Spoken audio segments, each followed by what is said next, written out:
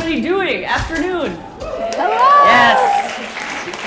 I like the movement and the sunshine because it's keeping us awake. Great. So for those of you who don't know me, I'm Dr. Kelly Casperson. I am a, thank you. You can stay seated. Thank you. I'm a urologist, and urologists, again, like I said, we're kind of the bosses of the penis. And we're very myopic, but I had a woman 7 years in change my life and send me down the road of female sex med because I didn't know how to help her. And that's where I dove deep into really understanding everybody's sexuality, but with a specific focus on female. And through that, met one of my friends, Juliana Hauser, and we're here to chat about common scenarios that happen in midlife that women experience in regards to their sex lives. Tell us how you got involved, and we'll run some scenarios. So I'm Dr. Juliana Hauser. I'm a sex therapist, and I am a mental health therapist. I see couples and individuals, and a lot of what we talk about are relationships and sex, and particularly in menopause in this time of life. So we love talking all things sex.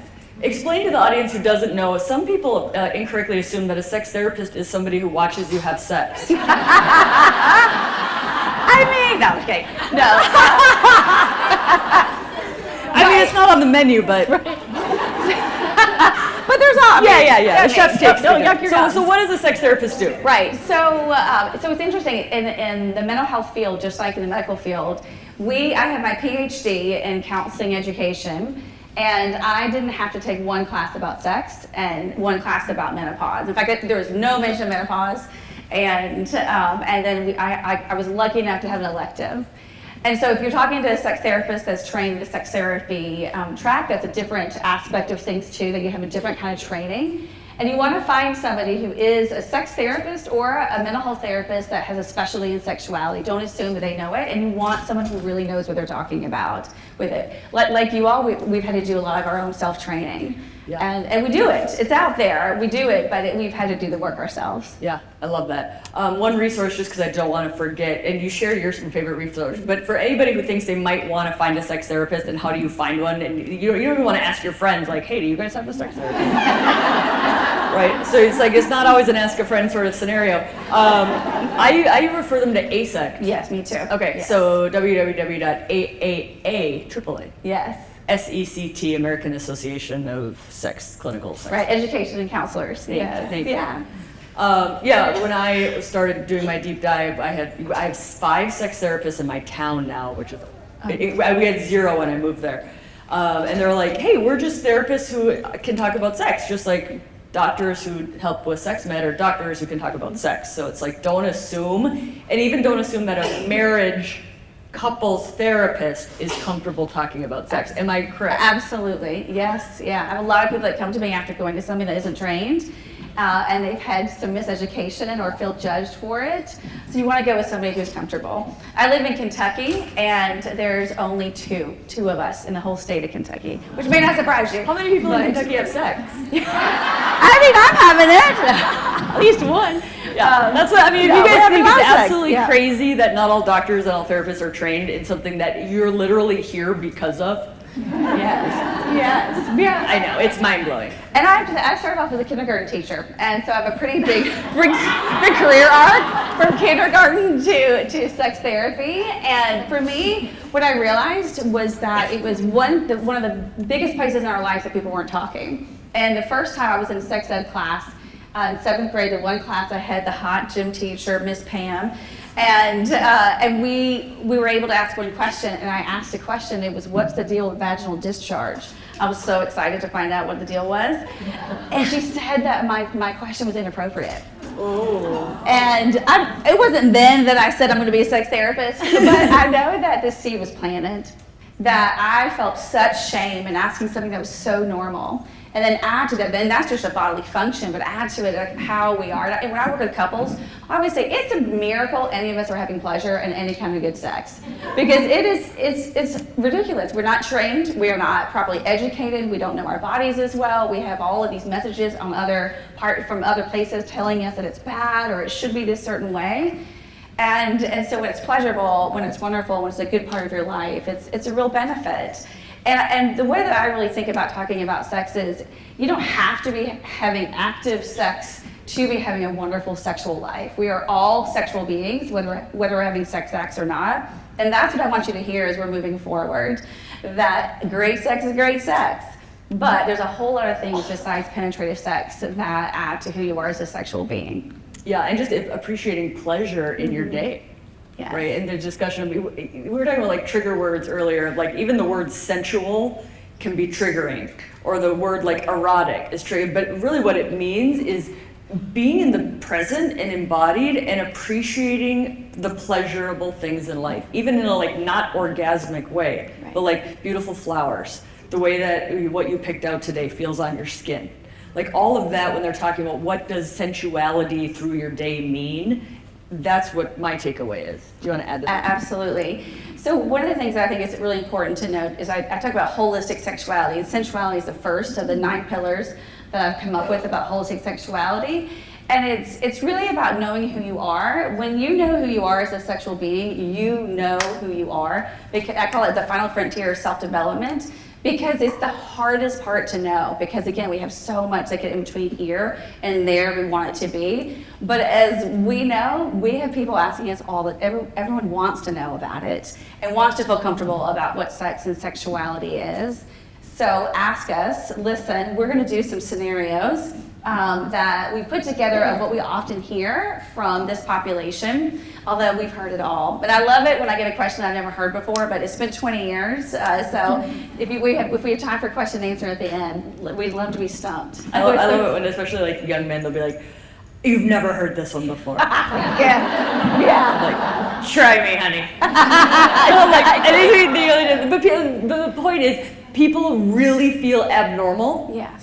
And really, there's so much normalness in all of us feeling awkward about Yes. this, right? Like, it is a common awkward thing. And the more if you're like, if you can talk about sex and learn what you want, like the personal growth that comes with that, you're like, I can have difficult conversations with my sister then, right? Like, Yes. like the tools you have in midlife, I'd say learning, unlearning, and relearning sexuality. Yes. Takes you places. So it's very cool personal growth. Do you want to start with the Sure, yeah. Okay. So you may not hear exactly yourself in these scenarios, but I'm hoping that you find at least one part of it and that we can give you a tip or perspective that you haven't heard before. All right, a 49-year-old woman says that she has no interest in sex. Her husband complains he wants his wife back. He snores, and he doesn't understand what happens during perimenopause. Her last child is about to go off to college, and she's reached her career goals. She hasn't had her period in 5 months, but now is having heavy periods every 2 or 3 weeks for 2 months. She isn't sleeping well. She hasn't gotten a UTI after sex every time they've had it. She's over it all, and life isn't what she thought it was going to feel like as an empty nester. Luckily, there's a word that we could use to start breaking this down. And I hated this word because I was like, this is too clinical. I don't like it. It's called biopsychosocial. And somebody may have done a TEDx talk on that word. What it means is there's biologic reasons for low desire, there's psychological reasons, there's sociologic or cultural reasons for low desire. And that human sexuality exists in the container of biologic, psychologic, and social context. And so for her, I'm the urologist and hormone expert, right? So for me, I'm honing in on what's different now than was different for her when she was 32. Right, so her periods are wonky, we've got perimenopause going on, she's probably not sleeping, her partner might be waking up because she's snoring, she's already had a urinary tract infection, so I'm curious about her vaginal microbiome. We need vaginal tissue to be taken care of to have pleasure with sex, and we never desire sex that isn't good in the first place. We can't desire mushy broccoli.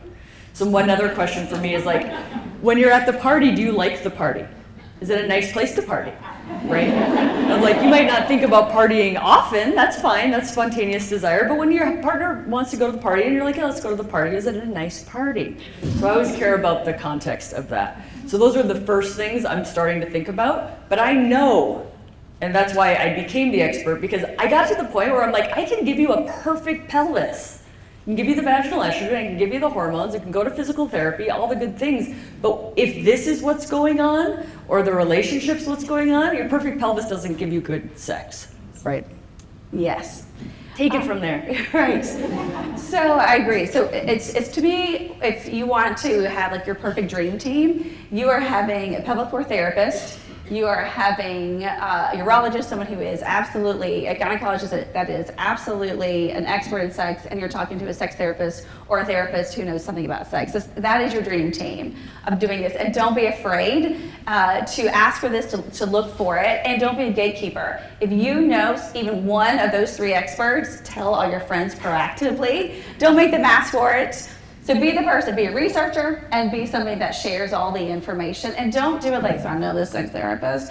So you're like, I know this sex therapist. Just like you would say, I know a personal trainer, or I know a financial advisor. So the first thing it would do is normalize seeking help for this too, and asking for help in this. The next thing, you said this too, about the quality of sex that they're having. I will, when I'm working with couples, I will just outright say it. So how good is the sex? And I'll ask them, what are you best at? Like, what is the best skill? And you learn a lot about somebody when you ask them what they're really good at in bed. And then I ask, what is your partner really good at? And so sometimes I build on strength. Sometimes if there is there's a lot of silence in there, we'll start skill building. And because if you think about it, there is no school of sex. We were lucky if we had a good lover along the way, or we've seen something in porn that seemed good, or we had a good educational thing. But a lot of us, it just kind of depends on what kind of sexual partner or partners we've had, and how good we are, or if we have a naturalness to it and a comfort level with it. And then I really like to talk about like the messages you received, because every time you have a sexual interaction, you are bringing every message you've gotten from religion, from culture, from race, from where you're growing up, your family of origin, and they are having that conversation in the sex that you're having with you. So we want to, there's a lot of people in your bed. I mean, there's a lot of people there. So we want to just dismantle that. You talked about unlearning, and it is a lot about unlearning, and then adding into what you want. And my favorite phrasing is like finding out what your yucks and yums are. So I want you to write down these 4 prompts. I have a graphic if you don't want to write it down on my website. And it's a great exercise to start with, which is finding out what you need and what you want. So after looking at the quality of sex and the variety of sex that you're having, sometimes that can be a part of it, just not knowing what the options are. And as we're aging, as our bodies are going through the menopause transition, what we like can change. So these are 4 prompts that I like to use. One is, this is all about sex acts. Sex that I've had that I want to try again. Sex that I've had that I don't think I want to try again. Sex that I haven't tried, that sounds pretty good, and I want to try. And sex that I haven't tried that I was like, yeah, that's a no. And then you get a long list of sex acts, and you start going through them. And to me, sexual agency is, I think, the superpower of having a really good sex life. And this is a really great act exercise that you can start deciding what is your yes and what is your no, what is your yuck and what is your yum. You go through the sex act list and you start putting it through each of the quadrant. And you don't get a maybe. You have to, for this one exercise, you have to put it in one of those 4 quadrants. And you look at that. You'll have one that's really filled, or have one that's really empty, and then a smattering of the others. And you look at those and start finding out, where do I want to start? And again, I want this to be that it is, you put silk on your hand. This isn't just about sex acts that you're going to see like in the porn genres. These are everything about who we are as a central being, who we are as someone who is sexual. And if you're single, then you go through it and you start looking at what can you do on your own, or enlist somebody to help you. And if you're partnered, you can do this by yourself, and your partner can do it. And you can start looking at, where do you have commonalities, and where are you all? I've had so many couples who are like, we have been doing this for 20 years and you didn't want to either? Like let's stop. Let's not do this anymore. Or they want, life-changing. Yes. Yeah, that's good. Or it's something that you've both been afraid to say you wanted to try, because you were afraid of what your partner may think or say, and you both have it on your list, and then it just makes it really easy to begin it. I think that's a really good point. So many people think that intimacy is made in the bedroom. Intimacy can be made in talking about the bedroom, because it's very, very vulnerable to talk about this, and you must learn how to be a good listener, right? to hear what somebody says, to say, did I get that right? Right? Like these are the adult communication skills that maybe we didn't get when we were growing up. The other thing about sex ed, nobody ever says, I wish I didn't have a mom who taught me everything. Like moms make a perfect, I'm sure there's great dads, but by and large, the moms of the world are doing the burden of sex ed, and it makes a huge difference. Because if your offspring don't get the education from you, they're not gonna get it in their schools more than likely. The sex ed now is worse than it was in the 90s in the United States of America, probably getting worse. And then they're gonna learn it from an amateur boyfriend or an amateur movie or amateurs. Let's address the partner in the scenario real quick. Yes, yeah. Because it's very common that one partner's like, I just wanted it to be the same. I wish it was just the same. Why can't you just be the same? There's a lot of like, I liked that, Yes. right? I'm feeling a loss of sameness. Talk about how you would address the partner. Yeah, it's a great point. And I think, so we know that variety is something that's really important in our life. We know it doesn't need to be a huge variety of things for it to make a difference. And so people think that you have to like, either use it or lose it, or you have to start swinging from the chandeliers in order for this to be a great and vibrant sex life. Now you can do that, and that's great if you're able to do it. But there is what you're saying. There's a lot of mourning that happens in the work that I do. There's a lot of loss in who we are as sexual beings and as we're changing. And that's the first thing that we do is we address that. How do we mourn who we were and what is happening to us now? And once we address the mourning and we can name it and bring it into the room, then we can bring hope and curiosity. Those are two, I think if you have vibrancy, you have hope, and you have curiosity, you have a very great sex life and sexual life. And so don't worry then about, we're talking about the sameness of things. Well, yes, you may want what it used to be, but also that often is you are afraid of that what you do next is less, instead of thinking that what actually could happen is more. And when you get to that place of curiosity, what felt pleasurable 10 years ago may not feel pleasurable now, which means that something that you didn't like before may turn into a yes for you. And that change and that transition and having hope and curiosity is great. As we were talking about earlier, like sex is so weird. I mean, the sounds, the fluids, the way that you move, like all that kind of stuff that we have to do to have a sex life is bizarre. Add on to that all of the things that we have to learn about our body with that. It's amazing we feel pleasure at all. And then we have everything changing within us. So we have to be curious. It's not bad to find a no. It's not bad to find out that you don't like something. It's not bad to find out that something doesn't feel good. You just move on to it from there. And if you can get to the place of like, oh, it's a no, instead of like, it's devastating that it's a no, then that makes a big difference too. I love it. That's all the time we have for you today. Thank you so much. Oh, is it? Oh my gosh. Oh,